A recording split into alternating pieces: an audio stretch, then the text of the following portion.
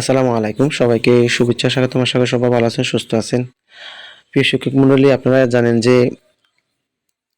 বিভক্ত শিক্ষকদের একটা দীর্ঘদিনের স্বপ্ন ছিল যে ইএফটিতে বেতন পাওয়া।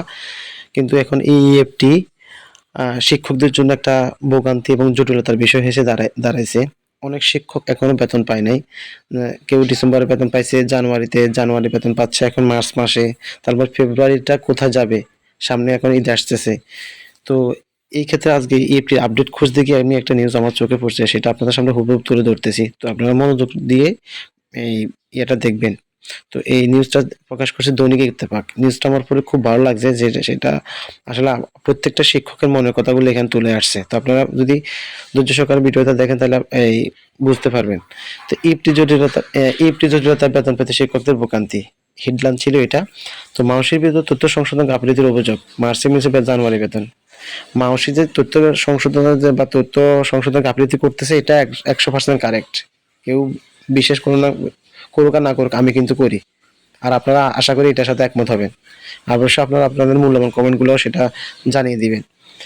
তো এই ক্ষেত্রে ইএফটি জটিলতার কারণে মার্চের বেতন, জানুয়ারি মাসে বেতন পেয়েছে 20,000 বেশি স্কুল কলেজের 3,80,000 বিভক্ত শিক্ষক কর্মচারী। গতকাল বুধবার থেকে কিন্তু মেসেজ পাওয়া শুরু করছে। গত এক মাসের সময় বেশি ধরে অপেক্ষা থাকা শিক্ষকেরা আর্থিক সংকটে পড়ছেন। বেসরকারি শিক্ষক কর্মচারী ফোরামের নেতারা বলতেছেন যে রোজার মাস চলে আসছে।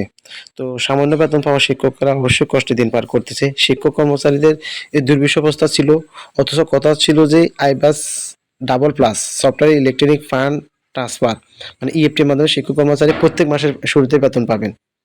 ঠিক আছে? এখন কত হচ্ছে, ১ থেকে ১৪ ধাপ পর্যন্ত যাদের বেতন দেওয়া হয়েছে, তাদের তথ্য সংশোধন যদি ভুল থাকে, তথ্য সংশোধন সুযোগ দিয়ে বেতনটা চালু রাখলে তো হইতো।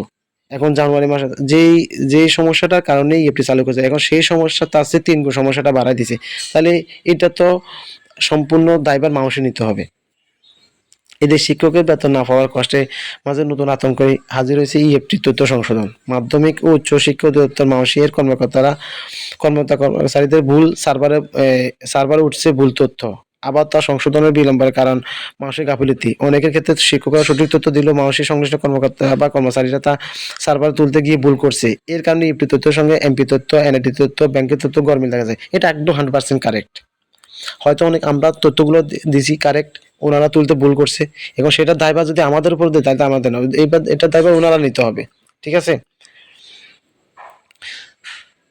এখনো পর্যন্ত কালকে গত বুধবার যে রাতের মনে হয় যে ৮টা-৯টা বাজে একটা নিউজে যেটা দেখলাম, সবাই আমরা জানি যে সবার ইএফটির যে ড্যাশবোর্ড আছে সেখানে তথ্যগুলা তুলে ধরছে, কিন্তু সব প্রতিষ্ঠানে কিন্তু তুলে ধরে না। এটা এক ধরনের ওনাদের খামখেয়ালিপনা। তা অনেক প্রতিষ্ঠান আছে, শিক্ষক কর্মচারী আছে, এখনো তাদের তথ্যগত কোনো ভুল নাই, কিন্তু তারপরও তাদের নাম কোনো সেকশন মানে লটে বেতন আসে নাই। তাহলে কেন তাদের এই বেতন আসে নাই? ভুল যদি নাই থাকে তাদের ইএফটিতে ড্যাশবোর্ডে যদি ওদের ভুল যদি নাই দেখায়, তাহলে তোর কোন ভুলে কেন ওটা বেতন পায় না, সেটার তো উত্তর ওরা দিচ্ছেন না। এতে গত ১২ ফেব্রুয়ারি মাসে থেকে পাঠানো এক চিঠিতে বলা হয়েছে ইএফটি তথ্য সংশোধন আবেদন করা যায় ৬ মার্চের মধ্যে। সেই হিসেবে আবেদনের সময়সীমা আজ শেষ হচ্ছে। অথচ গতকাল পর্যন্ত শিক্ষকরা জানতে পারেনি কোথায় ভুল রয়েছে। কোনো শিক্ষা প্রতিষ্ঠানের ড্যাশবোর্ডে কোনো তথ্য ফাটানি মানুষে, অথচ বলা হয়েছে ৬ মার্চের মধ্যে তথ্য সংশোধন না করলে শিক্ষকদের ইএফটি বাতিল হবে। যাক, এই প্রেক্ষিতে এটা হচ্ছে ১২ ফেব্রুয়ারির যে তথ্য সেটা। গতকাল কিন্তু ইএফটি তথ্য সংশোধন যে এডিট অপশনটা চালু করছে, বাট সেখানে অনেক প্রতিষ্ঠান চালু হয়েছে, অনেক প্রতিষ্ঠানে চালু হয় নাই। এটা এক ধরনের গোঁজামিল দিয়ে চলতেছে।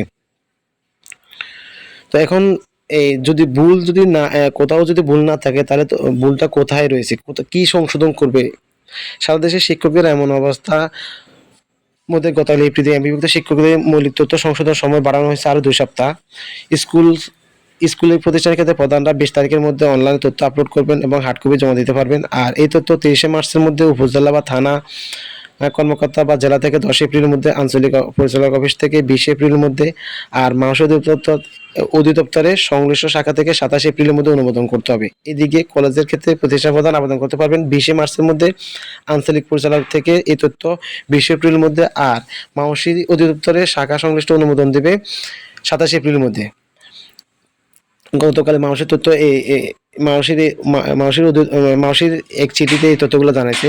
তো মানুষের সূত্রে জানা গেছে এমপিভুক্ত শিক্ষকদের অনেকের এমপি তথ্যে বা এনআইডি তথ্য বা ব্যাংকের তথ্য মিল নেই। এছাড়াও অনেক শিক্ষক কর্মচারীর এমপিও শিটের নামের সাথে এনআইডি ডট হাইফেন কমা বা আক্ষরিক অমিল রয়েছে বা ব্যাংক হিসাবে নাম আক্ষরিক অংশ ভুল আছে কিন্তু জন্ম তারিখ অভিন্ন। সরকারি কর্মকর্তা বা কর্মচারী ইএফটির মাধ্যমে বেতন ভাতা পান, তবে বেসরকারি শিক্ষক কর্মচারী কর্মরত এমপিভুক্ত শিক্ষকদের বেতন ভাতা সরকারি কোষাগার থেকে ছাড় হলেও দেশের যে রাষ্ট্রায়ত্ত 8টি ব্যাংক আছে অ্যানালগ পদ্ধতিতে দেওয়া হতো, তবে টাকা পেতে শিক্ষকদের ভোগান্তি হতো। অনেক সময় 10 তারিখে পার হয়ে যেত আগের মাসের বেতন ভাতা পেত শিক্ষকেরা দাবির প্রেক্ষিতে 5 অক্টোবর বিশ্ব শিক্ষক দিবসে ইএফটি বেতন দেওয়ার প্রসেস চালু করার সিদ্ধান্ত নেন শিক্ষা মন্ত্রণালয়। তো প্রাথমিকভাবে 209 জন শিক্ষক কর্মচারীর অক্টোবর মাসের ইএফটিতে ছাড় দেয়। তো যখন অক্টোবর মাসে ইএফটিতে ছাড় দিছে তখন কি তারা এই ধরনের জটিলতা ফেস করে নাই? তাহলে কিসের ফাইলিং করছে ওনারা? চলতি বছর জানুয়ারি থেকে বেসরকারি স্কুল কলেজে কর্মরত 2,89,000 এমপিভুক্ত শিক্ষক ভাতা সরাসরি সরকারি অংশ এমপিও বা ইলেকট্রনিক ফান্ড ছাড় শুরু করে মাধ্যমিক শিক্ষা অধিদপ্তর। দ্বিতীয় ধাপে 67,000, তৃতীয় ধাপে 84,000, চতুর্থ ধাপে 8,200-র বেশি শিক্ষক কর্মচারী এপ্রিল ডিসেম্বর বেতন পেয়েছেন। মাধ্যমিক ও উচ্চ শিক্ষা অধিদপ্তর এডুকেশন ম্যানেজমেন্ট ইনফরমেশন সিস্টেম বা ইএমএস সেলের একটি সূত্র জানিয়েছে পঞ্চম ধাপের জন্য 8,887 জন ইএফটির মাধ্যমে বেতন পাবেন। তাদের তালিকায় ইতিমধ্যে অর্থ মন্ত্রণালয়ের আইব্যাস সফটওয়্যার আপলোড করা হয়েছে। ওখান থেকে এখানে তথ্য যাচাই করে শেষে মাউসিতে জমা হবে। মাউসি তথ্য আসার পর এই শিক্ষক কর্মচারীদের বেতন ছাড়ার অনুমতি সেই শিক্ষা মন্ত্রণালয় প্রস্তাব পাঠাবে। প্রস্তাব অনুমোদনের পর চিফ অ্যাকাউন্টস অফিসার কার্যালয়ে যাবে। এরপর শিক্ষকেরা বেতন ভাতা ব্যাংকে তুলতে পারবেন।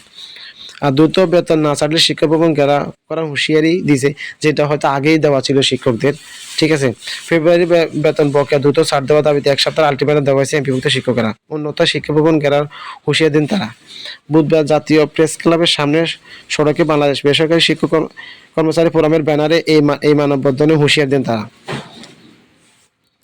তো তারা বলেন যে যত দ্রুত সম্ভব বেতন ছাড় দিতে হবে। এর সঙ্গে অধিদপ্তর থেকে দুর্নীতি কর্মকর্তা কর্মচারীদের অপসারণ করতে হবে। ঠিক আছে,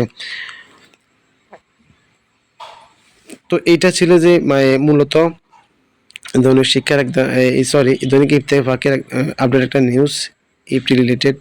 তো আসলে যে কথাগুলো এখানে তুলে ধরছে সেটা একদম 100% সঠিক। মানুষদের গাফিলতার কারণে কিন্তু আমাদের এই জটিলতা ভোগান্তি কবে যে সেসব আল্লাহ ভালো জানে। তবে আমরা মনে করি যে শিক্ষকরা যদি সম্মিলিতভাবে যে আন্দোলন করতো তাহলে এটা বহুত আগে আমাদের এই যে ইফটির মাধ্যমে বেতন প্রসেসটা চালু হয়ে যেত। তো ঠিক আছে, ভালো থাকুন, সুস্থ থাকুন, আল্লাহ হাফেজ। Wish all the best today.